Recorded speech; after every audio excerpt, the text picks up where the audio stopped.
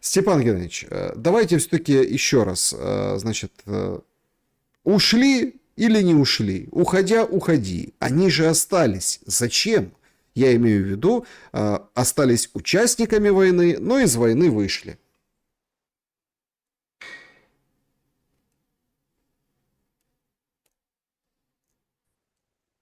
Ну, нужно нанести стратегическое поражение России. Наименьшим, разумеется, сделать это наименьшими затратами для себя. Вот такой у них интересный путь оказался. Затрат не несут, война продолжается. Изделия для России растут,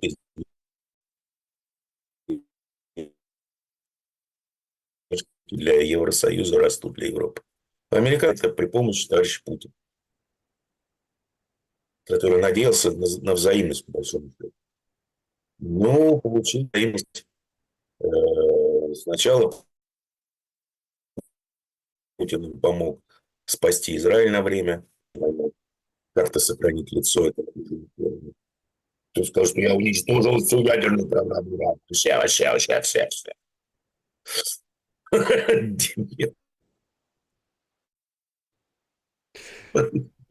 Вот. Считаться этим избирателем.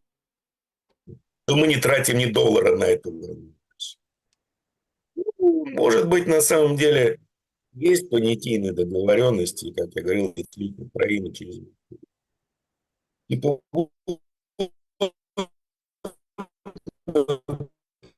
что-то сейчас введем, Владимир воюет. Поэтому, по большому счету, понятийные договоренности, думаю, есть. План творяется, ну, вот с такими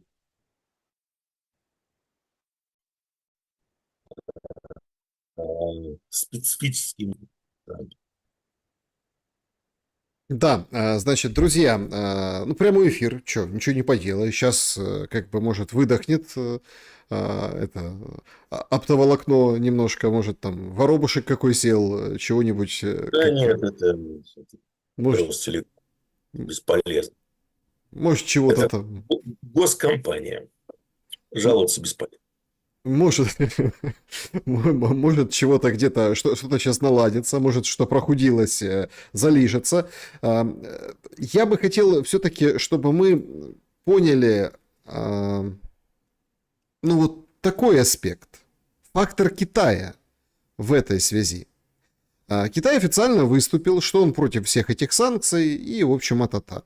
Но его компании, как сообщает Reuters, в общем, тоже начинают ограничивать, скажем так, поставки энергоресурсов. Ну, это, понимаете, то есть вот эта вся западная пресса, она напишет недорого возьмет, Степан Геннадьевич, мы понимаем. Однако тут же это все сделано также перед встречей с Си Цзиньпином. Ну, надо было показать, что он ковбой, Трамп, и он, собственно, это и показывает. Но с другой-то стороны, говорит, что да это ненадолго, Путин хочет мира, в общем, я введу, потом как бы не введу, потом сниму. Ну а Зеленский в Европе уже говорит, это вот наша победа. Смотрите, встречи в Будапеште не будет, санкции против России ввели. Все, крутяк, он на коне. Правда, люди, которые, ну, плюс-минус в адеквате, они же смотрят на Зеленского и, ну, то, о чем вы говорили выше, да, о том, что то он говорил, что мы пойдем на Москву, пойдем там на границе 91 года, а сейчас никто никуда не идет. Сейчас, получается, это все очень звучит грозно, но если так поскоблить пальчиком, то получается, что очень и очень уж отчаянно Зеленский просит о переговорах по линии боевого соприкосновения. Причем Ермак выдал какую-то сегодня интересную фразу, говорит, нам нужны переговоры по линии боевого соприкосновения, но не с нуля. Ну, типа, не с чистого листа. И он так это грозно сказал. Я вот, если честно, не понял. Подождите. Переговоры по линии боевого соприкосновения для Украины история проигрышная. Но ее упаковывают в какую-то обертку, этот кусочек коричневой субстанции, упаковывают в блестящую обертку какой-то перемоги. Но ведь это же неправда.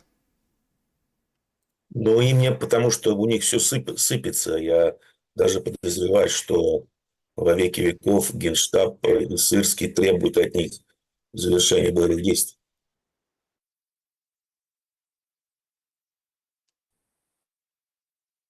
на какое-то время, потому что все началось с линии обороны. То есть их как будто теперь и нет. Они будут теперь атаковаться с тыла. На бумаге по бухгалтерии. Я думаю, что скоро еще откроют Черниговский фронт.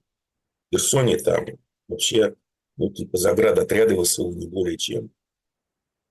Уничтожается инфраструктура, не уничтожается логистика, уничтожается энергообеспечение, как уничтожена добыча газа практически. Поэтому, если все это не остановить, то придет, я думаю, к очень быстрому коллапсу. Именно поэтому вот эти вопли о немедленной заморозке боевых действий и о каком-то перемирии по линии соприкосновения. Еще раз, это абсолютно противоречит предложениям, которые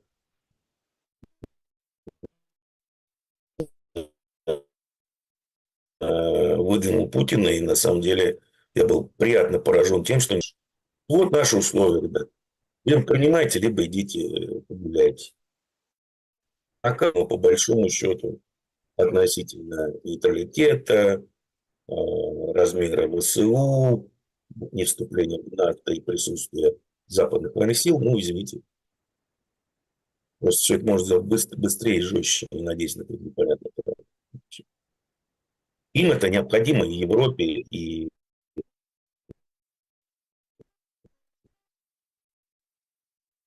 Зеленскому, потому что если все рухнет, ну, первый ключ, ну, по отмашке Запада. Степан Вместе с Геннадьевич, Ермаком. Китай. Денежки себе конфискуют. Да, вот Китай, понимаете? Ермак говорит, никто не хочет победы России, даже Китай. Так, а вот эти все санкции и вот этот весь пакет Трампа потужного, он как повлияет на Си Цзиньпина и на китайскую сторону? Можно сейчас как-то предсказать, предугадать?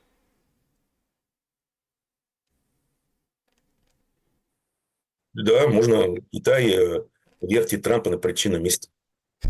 Трамп сам идиот, вернее, ну не Трамп, а вот с рождения идиот. Это его окружение неравно выражено, когда они бросают вызов собственной компетенции.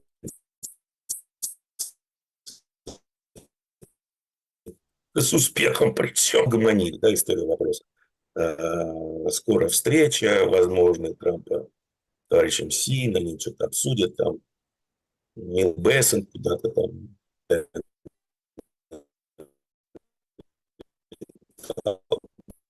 договаривался о чем-то. Мир через силу, создать стратегическую неопределенность с Китаем. Давайте на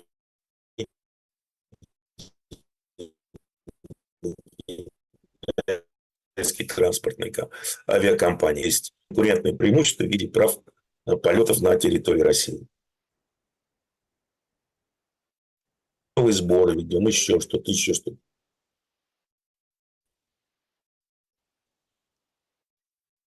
Но китайцы, в отличие от как посылать его на 3 веселых буквы, работать нельзя. Что они сделали? Они ввели экспортный контроль над 5 земель. Очень интересно. Мы, как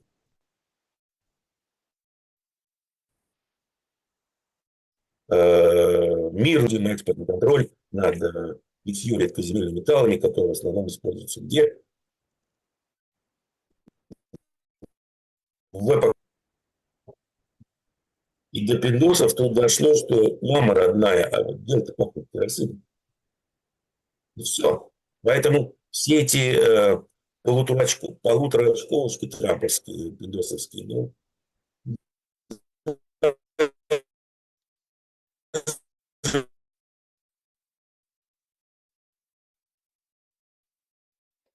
Да, друзья, ну что сказать, не повезло нам сегодня со связью со Степаном Геннадьевичем. Ну, давайте, знаете, как вот... Бессон полетел с Гриром, с Да. торговым этим представителем экспорта. Да, не повезло нам совершенно сегодня, да, то есть отмирает Степан Геннадьевич редко, как бы таким образом. Давайте попробуем еще что-то, ну... Сейчас еще раз попробую разок. Да, давайте как-то, я простила его опять. моя попытка номер 5. Собственно, вроде как интересные темы, очень важные, но вот видите, как связь, как говорится, не законнекчивается. Примечательно и очень интересно, что сообщили, это вот буквально параллельно с нашим эфиром, выходит Левит и говорит, что Дональд Трамп проведет встречу с Си Цзиньпином в следующий четверг, то есть ровно через неделю, объявила Кэролайн Левит. Замечательно.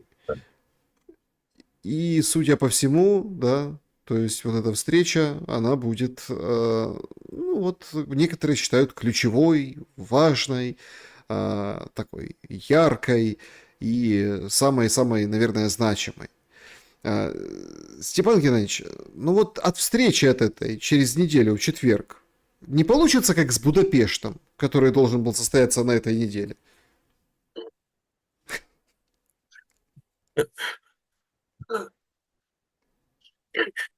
Как вам сказать?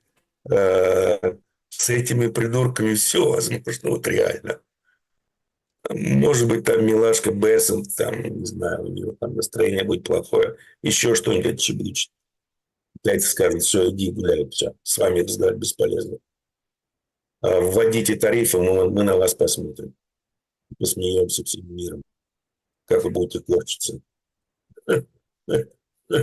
Ваш ВПК и ваше автомобилестроение. У европейцев, кстати, уже начались почему-то на автосборочных конвейерах проблемы с чипами. Уже. Поэтому Трамп, я думаю, ну, ему придется очень сильно капитулировать и подвигаться товарищем Си, его лучшим другом, уважаемым президентом Китая. В противном случае эта встреча пройдет ни о чем. Будет снова много сказанных слов, грандиозные твиты, еще что-то, еще что-то. По факту после этого опять идиотизм отморозит в Вашингтоне. Все, Китай поставил Запад, извините выражение, раком. И теперь раздумывают, что с ним и как делать. Редкоземельным металлом. И на самом деле в ближайшие несколько лет никакой, в принципе, даже теоретически возможности каким-либо образом наладить что с ней с добычей, а главное с переработкой добытой руды на Западе нет. Китай практически контролирует все. Он контролирует переработку руды и получение как раз этих важнейших редкоземельных металлов. Почему? Ну, потому что было очень дорого. А китайцы приняли это за госполитику и, соответственно, проводили государственное финансирование этой отрасли. Вот и все. Очень просто. Ну, у самих штатов история специфическая. Трамп идет к своему рекорду. 35 дней шатдаун был на первом сроке. Сейчас тоже как бы... Ну, это рекорд в истории Америки. Причем оба принадлежат Трампу. Что в прошлом сезоне, что сейчас. Причем говорят, что ой, да это хорошо, там почистят демократов. Но с другой-то стороны, погодите. 30 числа встреча с Си Цзиньпином.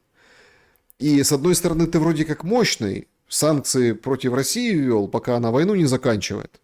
Ну, типа, закончите войну, снимем санкции, и вот такие мы можем себе позволить. А с другой-то стороны, ты едешь к Си Цзиньпину с вот этим как бы козырем, да, и отмененным Будапештом или перенесенным Будапештом, с шатдауном и конкретными проблемами внутри Америки, потому что можно, конечно, сколь угодно рисовать вот эти ИИшные видео искусственного интеллекта, да, как там летит Трамп, дерьмом поливает митингующих и говорит, там, я король, нет, я не король, хотя себя изображает в короне. Ну, в общем, такой цирк, понимаете, политика превратилась... Я понимаю, если бы это делал, например, Жириновский, но президент США, ну это же вообще ни в какие ворота. Ну, мне кажется, правда, Да нет, ну, Си Цзиньпин смотрит как на болезных, понимаете? Ну, а как к нему еще относиться? Нет, понимаете, он реально умственно неполноценный человек. Ну, конкретный синдром орбитофронтальный. Ну, А у его окружения замечательного неоконов, они уже давно отличились тем, что войдут в учебники психиатрии как примеры синдрома Даннинга-Крюгера.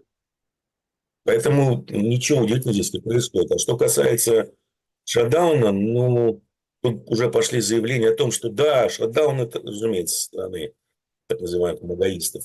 Это прекрасно, мы тут сейчас демократов, всех программ мы зачистим, почистим, решим все свои вопросы.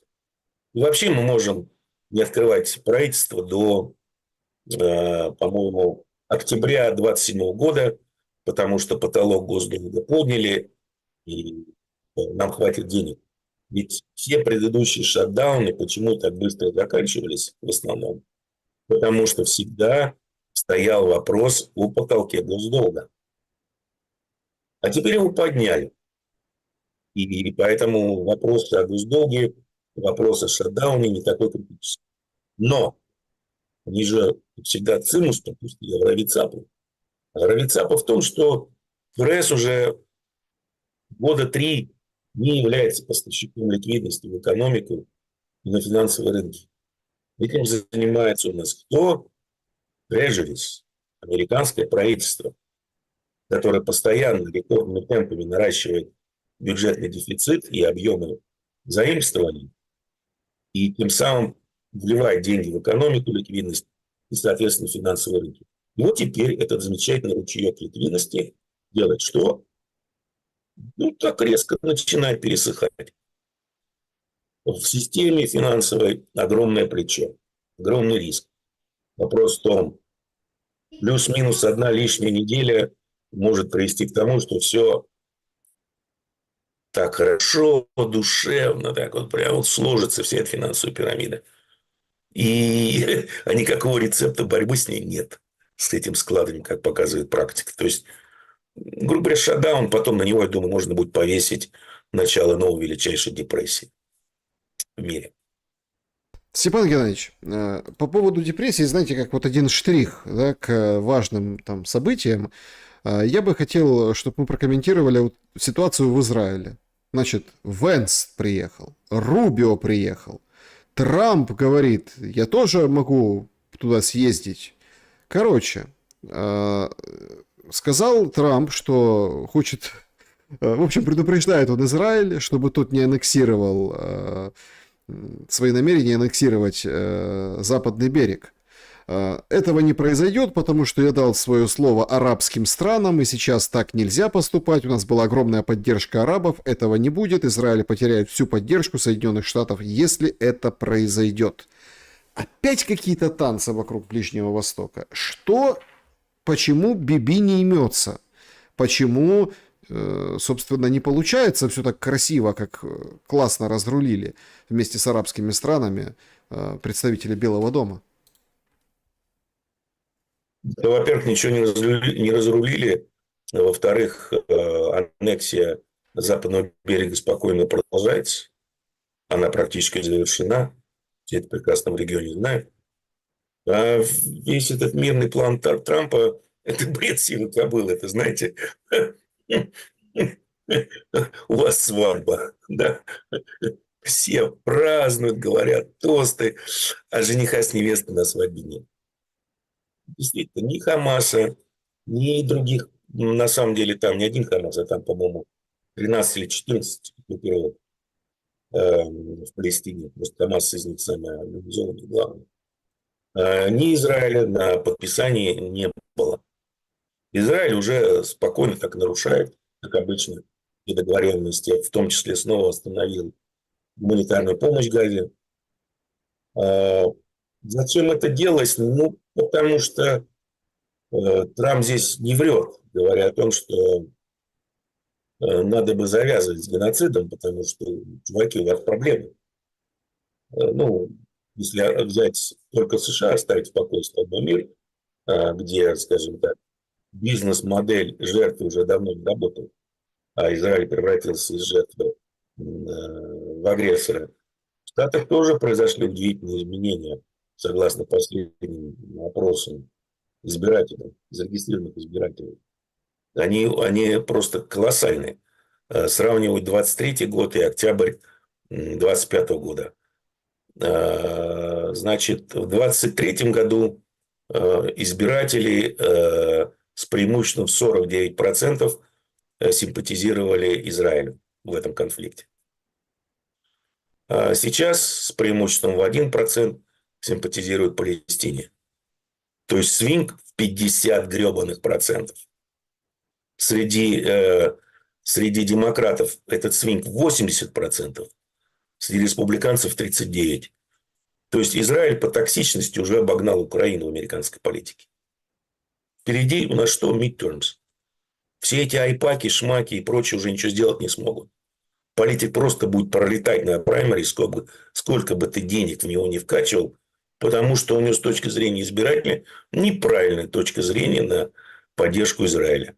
А мага вообще они рассыпаются, поддержка Трампа рассыпается по одной простой причине.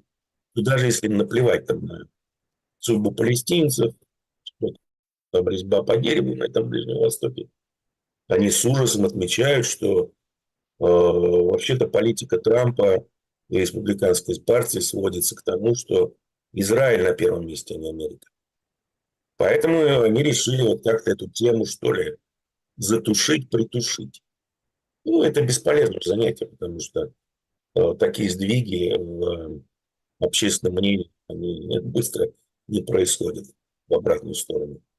Сейчас, когда вам показывают геноцид 24/7 на экране вашего девайса, ну, на любого нормального человека начинается рвотная реакция. Поэтому решил вот так вот проконтролировать вопрос. Зачем это нужно Биби? Ну, это его политическая жизнь. И вообще, это жизнь в свободе. Да, потому что это нужно ультраправым ортодоксам, представленным там Смотрич, кто у них там еще, Смотрич, Бенгвир, красавчики, куча раввинов, которые все дело оформляют с точки зрения божественности. А без них правительство рассыпается, Биби очень быстро идет в тюрьму. Потому что каждый раз, когда должны начинаться слушания по делу коррупции, случается какая-то эпохальная, что ли, битва или война новая начинается. Заметьте такую интересную тенденцию. Поэтому, еще раз я повторюсь, много раз давно говорил, что Зеленский и Биби – близнецы-братья в этом смысле. У Зеленского не волнует судьба Украины, что Биби не волнует судьба Израиля от слова совсем. Они думают только о себе, о Просто своей жизни. смотрите, так же можно очень долго воевать. Ну там, Нет. ну Как почему так? Где нет? там? Ну смотрите, там и в Ну, как Украине. нет? Там нет, потому что им нужно решать вопрос с Ираном. И я думаю, что здесь иранцы уже будут решать вопрос с Израилем. Ну как, организуют какую-нибудь провокацию, скажут, ну там повесят красный флаг над мечетью. Ну и пипец Израилю, нет его больше. Еврейский вопрос решен. Кроме шуток. Если израильтяне сами не полезут первые, надеясь на то, что когда их будут разносить в пух и прах, американцы за них пишутся. А американские военные, насколько я понимаю, по некоторым, скажем так, сведениям, ну, они впечатлены тем, что Иран сделал с Израилем. Они прекрасно понимают, что это будет проигрышная война для США, если они то не хотят. Я думаю, Трамп эту мысль доносит, поэтому так и носится с Биби, чтобы тот что-нибудь не чудил. Потому что Трамп считает, что iPad всесилен, и Биби всесилен, он просто боится. А в Украине то же самое. Ну, как вы будете воевать без электроэнергии? Как объяснить? Экономика, какая жизнь будет? Логистики нет, ничего нет. Как вообще будет фронт держать? Никак. Так что еще раз, при даже не особо большой затрате ресурсов обе войны очень быстро заканчиваются. Ну и, конечно, внутренняя ситуация тут совершенно другая, да. Все-таки опять запускают в Украине потужные пропагандистские истории там, военных. Женщина, оператор дронов, такая вся с бровями, такая мощная, рассказывает всем о том, что, в общем, а что это мужчин, у которых 3 детей, не берут в армию. Они, наоборот, должны идти и защищать своих детей. Женскую мобилизацию сейчас упорно продвигают. Мол, рассуждения такие о том, что ну и что, вот у меня жена, она, ну там военный, говорит, у меня тоже служит, все должны служить. И вот это вот вся, понимаете, накачка, раскачка, мне кажется, как готовятся к какому-то последнему рывку, ну, с точки зрения там закручивания гаек в Украине. Ну, я думаю, что да. Я думаю, что в ближайшее время этот эксперимент с разрешением выезда молодежи прекратят. Будут грести вообще все. Потому что нужно пополнять ряды армии. Иначе там реально будет некому уже воевать с украинской стороны. Дыры надо затыкать мясом. Не техникой, дронами и мясом. С дронами тоже, насколько я понимаю, начинаются небольшие же проблемы. Качество хромает, количество не всем достаточно. Ну, деньги осваивают, все, ничего так быть. Поэтому мясом будут затыкать. И, насколько я понимаю, это одно из условий западных партнеров, что мы дадим деньги на бюджет, мы дадим деньги на ВСУ, если ты, чувачок, мобилизуешь вообще всех. То заткнуть дуры, чтобы фронт не рухнул. Пока мы тут будем давить на Россию разными путями, чтобы остановить боевые действия по линии фронта. Угу. То есть, даже не перемирие, а просто вот остановка боевых действий, все, чтобы спасти тебя и Украину как худо, бедно боеспособную единицу. Я просто не могу понять все равно вот стратегическую задачу. Ну, вы говорите, нанести стратегическое поражение России или там... Как это выглядит? Вот можно проще, потому что при Байдене стратегическое Смена поражение режима. в Смена России... режима. Да, да, да. Ведется полномасштабная гибридная война, так называемого, нового типа. Смена режима. Здесь уже даже вопрос, я думаю, на Западе стоит не о... Главный вопрос не о том, чтобы оттащить Россию от Китая, оторвать, а о том, чтобы получить активы. Потому что под кредитную пирамиду, под кредитный пузырь нужны новые активы. Это все может существовать только при двух условиях. Либо у вас стоимость существующих активов растет, то есть экономика активов, либо, как в пирамиде МММ, любой финансовой пирамиде добавляются новые активы, которые можно брать на рубль. Вот и все. Здесь ничего на самом деле сложного нет. Они до сих пор думают, что вот еще чуть-чуть надавить, скажем, вызвать те же перебои с бензином, с топливом, возможно, с электричеством, какие-то новые санкции ввести, чтобы денег стало меньше. Вызвать внутреннее недовольство. И вот это внутреннее недовольство умело соорганизовано кем-то, где направляющая руководящая сила. В России я пока не вижу, ее здесь нет. Ну так подождите, Вводится, значит, нам смещение режима. рассказывал, нам рассказывал ваш соотечественник Фейгин в интервью у Бацман о том, что армия То Навальной... мой соотечественник Фейгин, Фейгин. посмотрите на мои уши, посмотрите на уголки рта, на форму черепа, потом скажите, что мой соотечественник. Вот он Бацман соотечественник. Ага.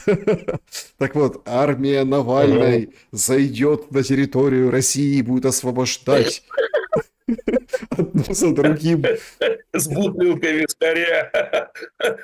Там у них Марсельеза во Франции, а тут бутылка вискаря. А он что, не знает, как, впрочем, и он сам, что они все чекистские подстилки в основном прекрасно контролируются. Да нет, но я имею в виду реально руководящих направляющих сил, потому что когда Запад втягивал Россию в этот украинский капкан, они думали, что опа, ща по щелчку пальцев мальчики эти самые так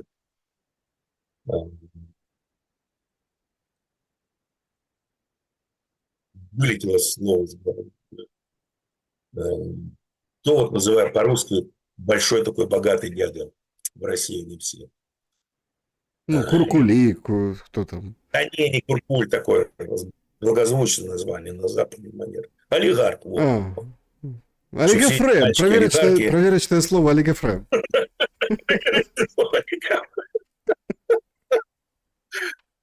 Они, значит, соберутся силою и свергнут ненавистный им режим. Поэтому, на самом деле, их первые там 6 месяцев, если вы помните, особо не трогали, не чикали, не ошкуривали на Западе. Но потом эти мальчики, скажем так, оказались мальчиками, девочками, и ничего не срослось. То есть Запад вообще не понимал, как устроен режим, как устроена вертикаль. Кто такие эти олигархи? Это просто еврейский мальчик, которому дали подержаться за деньги. Все. То же самое в Казахстане, например. Ну, там-то они собрались и свергли такие диктатора кровавого. Эти мальчики.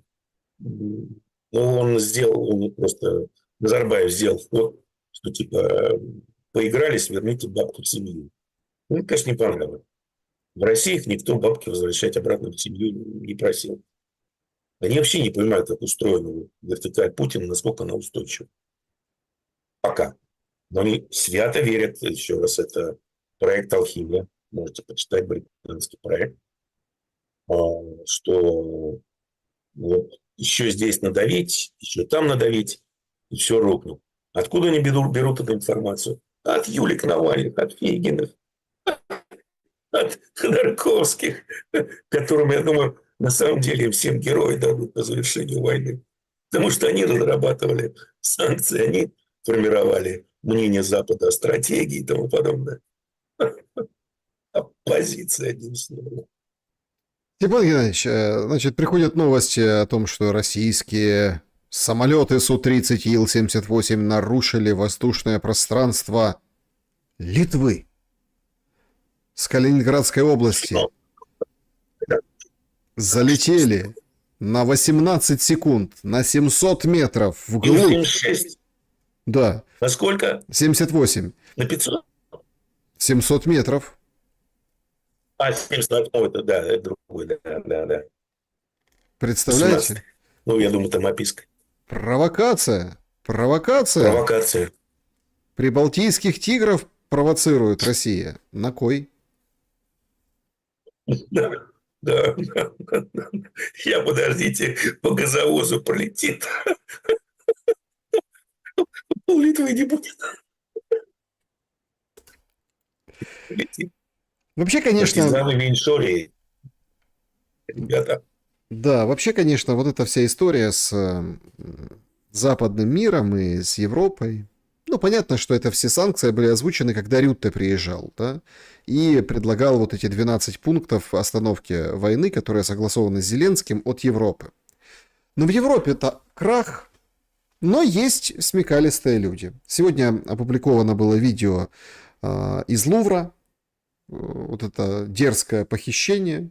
Опубликовано что? Опубликовано, как на подъемнике спускаются назад, садятся на скутеры и сваливают вот эти все, ну, вот эти грабители. Причем самое интересное, там еще один был музей ограблен, ну, понятно, не Лувр, но тем не менее тоже очень знаковый для Франции. Вообще, кажется, какой-то развал какой-то, упадок какой-то. Но во Франции производители вот этого подъемника взяли эту фотографию, сказали, работает очень быстро. Мол, покупайте у нас. Раз, и все. Понимаете? Вот. Прекрасная реклама, реально. Ну, быстро раз, и нету. Ну, то есть, отлично. Мы очень быстро работают наши подъемники. И ведь это касается многих стран, не только там Франции как таковой. Скажите, есть ли варианты ну, вот этого как бы проворачивания этого колеса истории, ну, что как-то за ум возьмется Европа? Нет. Почему? Потому что все эти элиты взращивались долго, целенаправленно. И если вы посмотрите, они состоят из абсолютных никчемностей. Ну, там, не знаю, взять ту же Каллас, но это же вообще пипец. Ну, там папочка у нее бывший большой партийный босс, далее банкир. На него тоже есть хороший крючок в Евросоюзе, там у него свои делишки были. Даже не в этом дело. Зачем все это взращивать? Взращивалось, чтобы они тупо выполняли так называемую глобалистскую повесточку, чтобы они не задумывались над тем, что они делают своими собственными странами. А в Европе, насколько я понимаю, она заключается в плановом замедлении экономики. Зачем? Ну, как зачем? Да, люди их хорошо, богато живут, впаривать им типа лозунги «у вас ничего нет, и вы счастливы», всю эту зеленую повестку, и того кушать червячков с паучками, с тараканчиками, не особо заходит. А вот когда вам нечего кушать, да еще вы полностью зависите от государства посредством, скажем, цифрового евро, ну, тогда уже история другая. Можно представлять товарищей глобалистов во всем делом и говорить, они вас спасут от бесчинства мигрантов, они вас спасут от нищеты, от постоянных войн, бла-бла-бла. Старо как мир, мы просто наблюдаем это, мы об этом читали в исторических книжках, потому что в основном мы, ну, вы, я и остальные сейчас люди, скажем так, нашего возраста, и все остальные младше нас, вернее, и немножко старше нас, жили в мирное, сытое время. Ну, хорошее, все. Свинку откормили, пора и время. Ну, Вот и значит, все. Это политика. для моего времени подходит больше, нежели богато, нечего начинать. Да, не надо начинать. Ну, для моего поколения тоже, но я говорю, в среднем по миру, по больнице, особенно в Европе. Да, поэтому тут такой Да. момент. Значит, друзья, давайте подведем итоги, пока у нас все более-менее и хорошо со связью. Нужно успеть вопросы озвучить нашей аудитории, потому что люди ждут каждого четверга. И, конечно, это очень здорово. В режиме Блиц сейчас пройдемся. Помогут ли санкции Трампа остановить войну по линии боевого соприкосновения? Да, война станет дороже. 12%, 20% он ввел, чтобы героически снять. Ну, то есть начинаются вот эти мансы, как с Китаем, да, там отсрочки, там еще что-то, 20%, 31%. Да, когда линия боевого соприкосновения будет там, где нужно российской стороне. И тогда они все красиво разыграют. Трамп, я все остановил, Зеленский, ой, вей, Путин, ну, мы добились задачи СВО. 37% победитель, ну, такой, с небольшим, но отрывом, что нет, эти санкции не остановят войну, это мертвому припарка. Друзья, спасибо большое, что проголосовали. Ну, вот так люди думают. Мертвому припарка эти санкции. Согласен, в основном, да. Ну, просто уже сколько санкций введено, уже сколько, ну, вот еще что санкционировать, я говорю, мох, древесную стружку, что ли? Друзья, ну что, древесную стружку. Вот сейчас ЕС запретили унитазы и биде. И игрушки, пластиковые игрушки с электромоторчиками. Без них никак.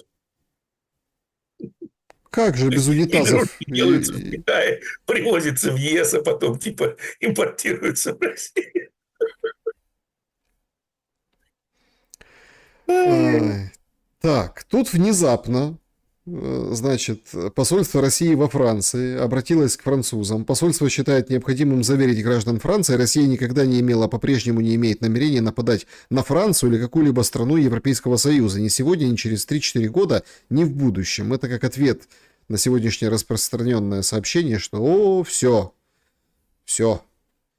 готовимся через 2 года. Вот продолжение этой истерии, да. Не, Что... как 2 года. Там по плану 29 либо 30. Они сами еще не определились, но либо 29 либо 30. Да. Начнется финальная битва с Антихристом.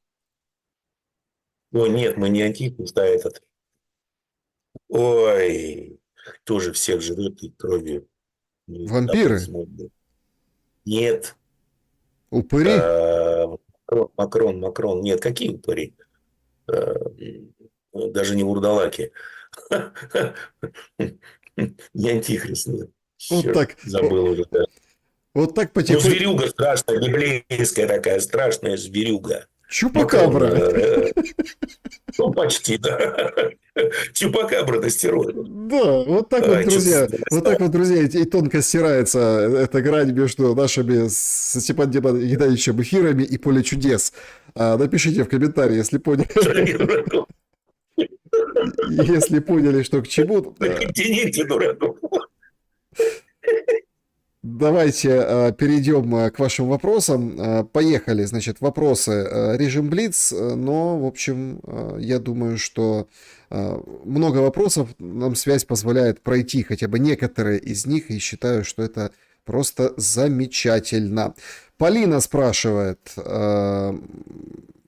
два вопроса. Что с ценами на бензин теперь будет в России? И второй. Будь Димура прямо сейчас лицом, определяющим торгово-экономическую политику России, какие экономические реформы и действия начал бы предпринимать? Что бы сделал с ЦБ, Минэкономразвития и так далее? Очень здорово, если получится ответить на два вопроса. Ну, второй вопрос я отвечать сразу не буду, потому что либо сотрясать воздух, либо говорить, что делать. А если говорите, что делать, то это сразу тяжкие статьи УК РФ. Нафиг мне это Почему? нужно. То поэтому я не буду отвечать, почему. А почему тоже нельзя отвечать? Ну, статьи УК РФ сразу, призывы ко всему и вся сразу. И 282-й автомат в довесок. Нафиг мне это нужно. Первое, будут ли расти цены на бензин? Ну, сразу вспоминается анекдот про овощку, да? Ну, не буду рассказывать похабно. А цены на бензин у нас всегда росли, вне зависимости от того, падала цена на нефть, росла, что происходило снаружи страны. Даже великий Путин боролся с ценами на бензин на лет 15. Ну и, короче, сказал, что все больше не может, проиграл. Поэтому всегда все будет расти. Только в рост. Вопрос, будут ли перебои. Если и будут, я думаю, то исключительно из-за логистики, потому что собираются ввозить бензин из дружественных и полудружественных стран, и правительство будет платить издержки. Это, кстати, дополнительным нефтяным компаниям, это дополнительные издержки бюджета будут, которые уже и так хорошо себе представляют. Сообщество YouTube, поехали. Как вы думаете, почему в России не могут закрыть откровенно либерастический Ельцин-центр? Почему правящая партия этим вопросом не заморачивается вовсе? Ельцин, это святой человек, вы еще, они все птенцы гнезда Ельцина. Что же закрыть Ельцинский центр? Нет, так не пойдет. Мгм. Не. КНР убрала Ли Ченгана, очень жесткого переговорщика по торговой сделке с США, знаменитого тем, что во время переговоров в присутствии Бессента позвонил и приказал запустить антимонопольное расследование против Nvidia. Что вы думаете по этому поводу? Ничего, я не отслежу просто это. Ну, и это... Я думаю, что китайцы, если действительно так, они не хотят ни таких дополнительных эксцессов. Понимаете, он жесткий просто потому, что ему сказали таким быть. Представляете, если бы у него не было мандата, какой отчебучить на переговорах с Милашкой Бессентом. Значит, у него был мандат мочить. А сейчас ввели импортный контроль практически за редкоземельными металлами, важнейшими. И второе, ну, в китайской экономике тоже такое, знаете, предбербочное состояние. У них дефляция уже 6 кварталов. Безработица огромная среди молодежи за 80%. Там тоже все очень-очень весело. И все эти стандартные попытки, которые делают мудрейшая коммунистическая партия во главе с мудрейшей, да, вернее, посредством мудрейших экономистов, а это тупо вливать ликвидность, кредитный импульс разгоняет. Все это не работает и не сказывается на реальном секторе. Это при том, что вся китайская статистика, ну, это даже не экономическая статистика. Это нечто, это вещь сама в себе.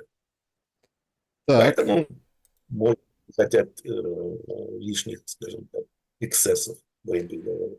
Владимир, Беларус. Степан Геннадьевич, вопрос. Украинская страна оправдывает обмен телами 1000 на 30 тем, что российские войска наступают. Почему же тогда украинские силы наступали, таких обменов не было? Ну, потому что потери примерно соответствующие. Ну, в том, что наступают, да, действительно, еще здесь причина есть. Я думаю, то, что украинцы уже давно своих не выкидывают тела, просто бросают их. Александра. Санкции на нефть это серьезно. Смешно просто. Россия уже давно приспособилась. Я уже молчу о том, что Китай может закупать 2,5 раза больше в России, чем сейчас, и у него еще останется место для нефти. По российские активы Бельгия и ряд других стран в конвульсиях бьются, потому как понимают, что сама Европа и евро вылетят в трубу, если конфисковать их и передать. А рыжий бидон в итоге едет к Си на поклон со слабой позицией. Не получилось у него выключить у Путина символической поддержки. А сумасшедшие с Банковой во главе с Зеленой гнидой вещают всем о перемоге в графиках отключения и отсутствия в некоторых областях света, воды, газа по 3-4 недели. В итоге вместо газа и света потужное заявление Зеленского. Как вы относитесь к этой картине мира? Она упрощенная, утрированная, на мой взгляд. Не все так просто, и не все так просто и в российской экономике, и в китайской экономике, на самом деле. Поэтому упрощенная картина. Поэтому я давно говорил и говорю, что надо контролировать лестницу эскалации. И делать так, чтобы западные партнеры чувствовали экономический ущерб и чувствовали удар по. Ну, не в коня кормят. Такое чувство, что война, Татьяна пишет, в каком-то смысле выгодна всем заинтересованным, что ее намеренно затягивают с обеих сторон. Эта война провал дипломатии России или нет? Понимаете, это не провал дипломатии, а, на мой взгляд, отсутствие дипломатии. Причем, какую дипломатию могла проводить Россия? Позиции слабого. Потому что непонятно, чем мы занимались там. Ну, понятно, чем, да, последние лет 30. Кто на них, кто на колени вставали, кто с них вставали и тому подобное. Поэтому вся дипломатия была, ну, в большом счете, с позиции слаба. Первое. Второе, не стоит забывать слова Бжезинского, который сказал еще в 2000 году, отвечая на вопрос, как там себя поведет, скажем, точный вопрос не помню, национальная элита России. Он посмотрел на этого дурачка и сказал: слушайте, когда у вашей элиты в наших банках 500 ердов, о какой национальной элите можно говорить? Поэтому это был провал, не то что провал, провал вообще дипломатии. Когда стали поднимать правильные вопросы о том, что, например, в том же ноябре-декабре 2021 года, да, что конфликт можно избежать, если, скажем так, рассмотреть вопрос безопасности в Европе в комплексе, учитывая интересы России, то Запад совершенно правильно посчитал, почему мы должны учитывать интересы России. Кто она вообще такая? Что это такое? Ну вот, начало войны очень хорошо показало, на самом деле, почему Запад так считал. Очень хорошо показало. Ну, а потом, как обычно, что-то пошло не так. Благодарить, на самом деле, это нужно солдат и бизнесменов российских. Одни вытащили на поле боя, вторые вытащили экономику. Не благодаря, вопреки. Анна. Степан Геннадьевич, в последнее время вошло в норму потешаться над миграционной политикой Европы, особенно Великобритании, где это явление все больше и больше приобретает невероятный размах. Есть мнение, что таким образом Британия строит новую империю, где пытается быстро растущий исламский мир, если не полностью подчинить, то оказывать на него огромное влияние. Очень интересное ваше мнение по этому поводу. Да бредятина, извините за выражение, все это, что не старается. Есть повесточка 2030. А есть замещающие, программы, замещающие миграции. Белое население замещается инородцами, чтобы, во-первых, было кого с кем стравить, разделяя власть. Во-вторых, они почему-то считали, что они смогут контролировать вот эти вот национальные диаспоры. Рассчитались. Между прочим, это замещающая политика замещающей миграции в России ничем не отличается от европейских стран. Единственное, у нас это красиво прикрывается словами о национальном долге. Есть один такой известный депутат, разумеется, День России, который все объяснил, что все эти годы мы должны были из республик Средней Азии принимать, скажем так, неблагонадежных специалистов высококвалифицированных, выполняя свой интернациональный долг. Иначе бы в Средней Азии все бы разорвали в прочь. Интернет Людмила, помнит, да. я тоже. Людмила, здравствуйте. Степан, скажите, действия США по отношению к России, Европе, Венесуэле, Кубе, Колумбии – это переход от мирового гегемона к доктрине Монро или это такое дистанцирование от войны в Украине? Спасибо, берегите себя. Ну, я не знаю, как связано дистанцирование от войны в Украине, честно говоря. Ну, доктрина Монро никуда не девалась. Да, американцы должны быть гегемоном в своем полушарии. Они вообще считаются гегемоном империи, да? Поэтому должны иметь возможность навязывать свою железную волю, как говорится, всему миру в любой точке, в любой момент времени. Получаться стало хреново, скажем так. От слова совсем не получаться. И они начинают переносить свой взор уже ближе к себе. Но Венесуэла, на самом деле, Венесуэла, Ближний Восток для неоконов и для Британской империи, которая не проигралась. Американцы это сейчас всего лишь вышибала британцев. Важны контроль энергоресурсов и торговли. Отсюда такой повышенный интерес к Ближнему Востоку, попытка сменить режим в Иране, подчинить Иран. И вот теперь они обратили взор на Венесуэлу. Огромное месторождение нефти, туда хорошо вошел Китай, от одних инвестиций на 70 миллиардов.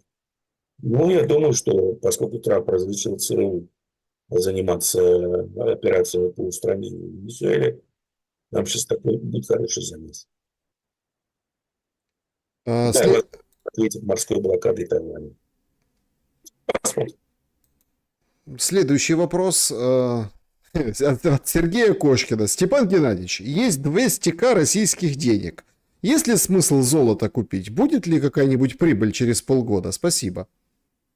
Через полгода, не думаю, через несколько лет, да, будет богатым человеком.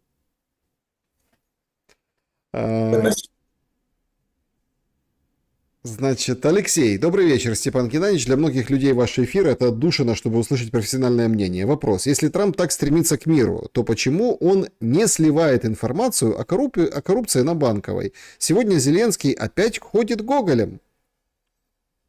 Ну, слушайте, зачем сливать то, чем вы контролируете этих марионеток?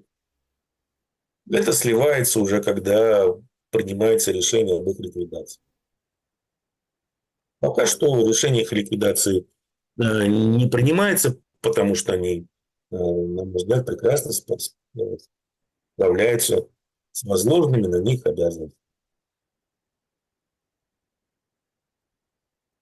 Демьян, Запад вообще способен ввести такие санкции, чтобы российская экономика рухнула? Или все эти 19 пакетов только видимость санкций? Ну, смотрите, откуда основной источник валюты и благосостояния. Природная рента в России. Соответственно, чтобы как-то повлиять, нужно этот денежный ручеек полностью обрезать. Если вы полностью обрежете, рухнут западные экономики. Поэтому здесь без вариантов. Такие штучки можно проделывать с Ираном, поскольку Иран не ведущий поставщик и производитель энергоносителей на мировой рынок. А с ведущими поставщиками это нереально сделать. Переходим на чат нашей трансляции. Значит, пользователь пишет, чем мы можем ответить на конфискацию активов и на какую сумму. Видимо, пользователь из России. Ну, насколько я понимаю, по разным оценкам в России очень много западных активов. Чуть ли там не на 400 миллиардов. Их тоже можно конфисковать. Ну, конфискуют? Ну, насколько я знаю, пока, ну как, конфисковывали таким левым способом, а именно выставляли очень интересные условия, когда западным компаниям нужно было по требованию западных правительств выходить из России. Соответственно, там было сделано так, что они эти активы продавали за копейки. Но это не конфискация. Конфискация – это когда завод есть, больше гуляет чувак. Два таких вопроса соединю в один. Ядерные силы проверены, можно теперь начинать переговоры. И, Степан Геннадьевич, кубинцы снова вливаются в соцлагерь. Карибский кризис не за горами. Ну, я думаю, что кубинцы будут использовать, в том числе и китайцы. Ядерные силы как проверены в том смысле, что что-то взлетело и, как нам сказали, попало. Но оно же не взрывалось. Это аспект не проверен. Я не думаю, что кто-то его хочет проверять, но тем не менее, конец формальной точки зрения. Да, даже синева взлетела без проблем. Так, следующий вопрос. Степан Геннадьевич, о чем там папа с Карлом шептались? Есть у вас версии? Есть. Поделитесь, это самое вкусное. Ну, как бы сейчас у Карла Третьего и вообще Британской империи не очень все хорошо идет, да? На Ближнем Востоке что-то не очень получается. С Россией не очень получается. Вообще как-то уже англосаксов перестают во что-либо ставить и борзеют, кому не лень, на них. Этими самыми гейчиками, индосов и европейцев крутит один, высокую права, крутит один человек по фамилии Паралин. Ну, вот папа Карла, ой, Карл, не папа Карла, Карл. Папа Карла. Летал обсудить условия и размер индульгенции за определенные посреднические услуги, чтобы не так больно было бейчикам. Папа Карла. А как повлияет это на войну в Украине? Никак. Никак. Этот человек Паралин многое поставил на то, чтобы сделать из Путина человека. Поэтому никак. Ой. Не то, чтобы это сильно удалось, но пока работает. Добрый вечер. Вопрос. Когда-то в Армении был случай, когда отец и два сына зашли в парламент Армении и расстреляли депутатов. Возможно ли нечто подобное в Украине? Возможно, когда будет команда и подготовлена группа. Все, в этом мире все возможно. Ну, вы знаете, сегодня там опять матерились, там вот это, трансляцию. Ой, не дали выступить. В общем, такой, конечно, шабаш просто в украинском парламенте. Ну, Зато Госдума не место для дискуссий. в принципе, и Верховная Рада тоже, вы знаете. Ну, у вас хоть к этому какой-то шарм какой-то есть. Кто-то с кем-то подрался. Прикольно посмотреть. А тут все настолько уныло, все нажимают на кнопки. Все нормально. Значит, уважаемый Шелест, если сказать справедливо, если войну заморозить сейчас, Путин в каком-то смысле достиг своей цели, хотя на 40%. Нет. Если так, зачем так долго мутить и ни разу не остановить? Не достиг, нет. Никаких целей пока не достиг-то. Ну, наверное, за исключением такого хорошего старта по демилитаризации Украины. Остальные цели пока не достигнуты. Почему саксы так любят баксы, спрашивает Сергей. Потому что они плавают. Ой. Так. смеются над вами, говорит, Степан где-то нашел место, где нет интернета и поселился там. Нет, здесь есть компания такая замечательная, есть Ростелеком, оптоволокно, мой хутор идет. Но это же Ростелеком. Что вы хотите? А вышка недалеко стоит МТС и Мегафон. Но дело в том, что здесь, ну как, относительно недалеко, всякие военные базы авиационные, ну, и глушат все везде. Степан Тимура был моим собеседником сегодня. Степан Евгеньевич, спасибо вам большое за время и мысли. Спасибо вам, что выслушали. Друзья, такой был непростой эфир, немножко тяжелый из-за этих проблем с оптоволокнами. Но, как говорится, всякое бывает. Ну, чтобы их на беспилотниках не было этих проблем. Все будет хорошо. Через неделю, будем надеяться, все будет лучше. Пожалуйста, поддержите, поставьте лайк и, конечно, берегите